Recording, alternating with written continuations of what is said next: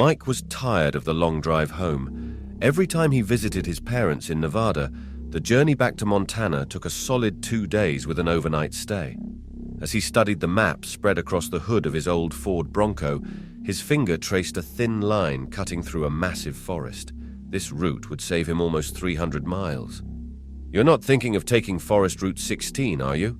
his friend Tom had asked when Mike mentioned his plan. "People go missing on that road, man. There's a reason nobody uses it anymore." Mike rolled his eyes. "It's just a road through trees. I'll save time and gas.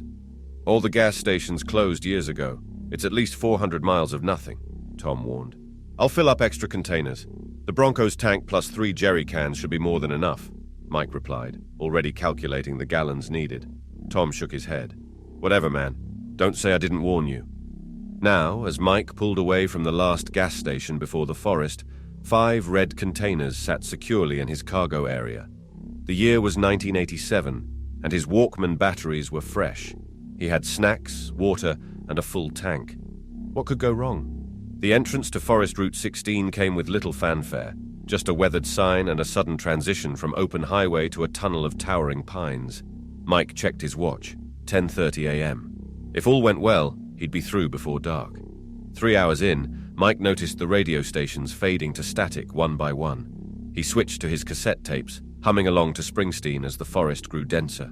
The road remained surprisingly well maintained despite its apparent abandonment.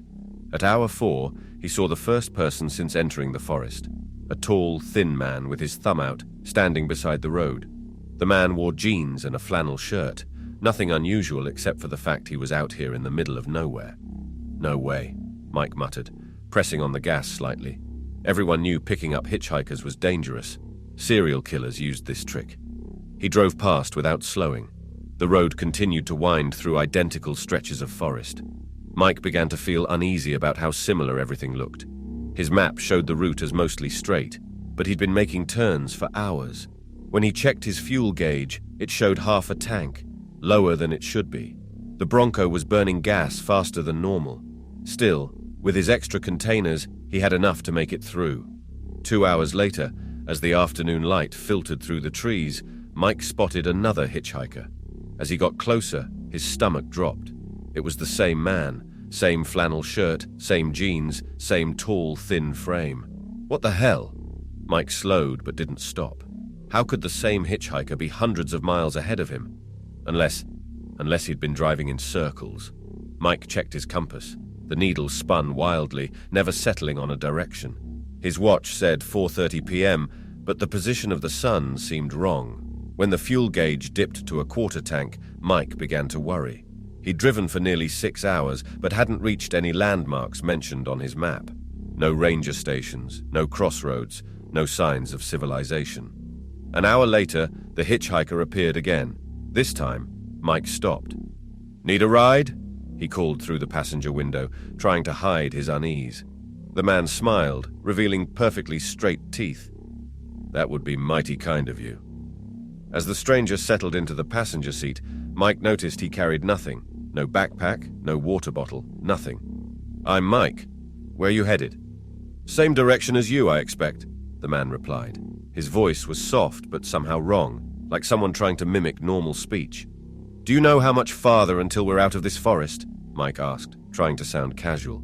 The hitchhiker tilted his head slightly. "Time and distance work differently here. Sometimes the forest is vast, sometimes it's small. Depends on what it wants." Mike laughed nervously. "What the forest wants? That's a weird way of putting it." "Is it?" The hitchhiker stared straight ahead. "You're low on fuel." Mike glanced at the gauge. "Yeah, but I've got extra."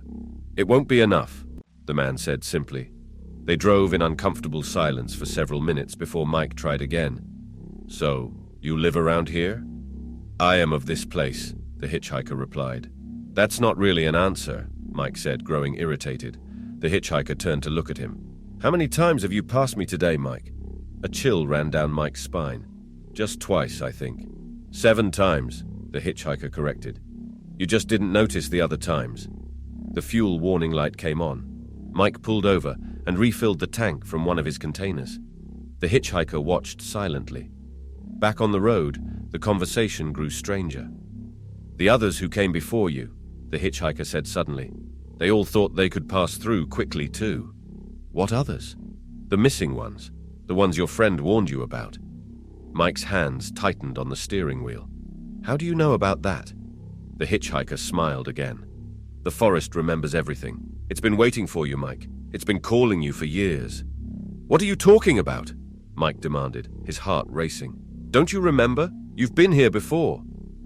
Mike was about to deny it when a flash of memory hit him. Being a small child, lost among towering trees, crying for his parents. That camping trip when you were 6, the hitchhiker continued. You wandered off. They found you after 3 days, but part of you never left. Mike's last container of gas emptied faster than the others. The Bronco sputtered and died as the sun began to set. We walk now, the hitchhiker said, opening his door. Who are you? Mike asked, not moving. I am the keeper of lost things, the man replied, and lost people. Against his better judgment, Mike followed the hitchhiker into the trees. After walking for what seemed like hours, they reached a clearing filled with abandoned vehicles, dozens of them from different decades. Everyone who takes the shortcut ends up here, the hitchhiker explained. The forest doesn't let go of what belongs to it. In the center of the clearing stood a small cabin with light glowing from within. As they approached, the door opened, and Mike gasped. Inside were people, all ages from different times, playing cards, reading books, cooking meals. They looked up and smiled at Mike. Welcome home, an old man said. The hitchhiker placed a hand on Mike's shoulder. You have a choice. Stay and become part of the forest, or try to leave and become like me, forever walking the road, warning others. Mike turned to reply, but the hitchhiker was transforming, his features shifting to reveal Mike's own face, aged and weathered. I chose to warn, his doppelganger said, but I failed, again. Mike understood then. He wasn't seeing his future. He was seeing his past. He had taken this shortcut before, in another time, and become the hitchhiker, forever trying to warn himself away from the forest that had claimed him long ago. The forest always gets what belongs to it.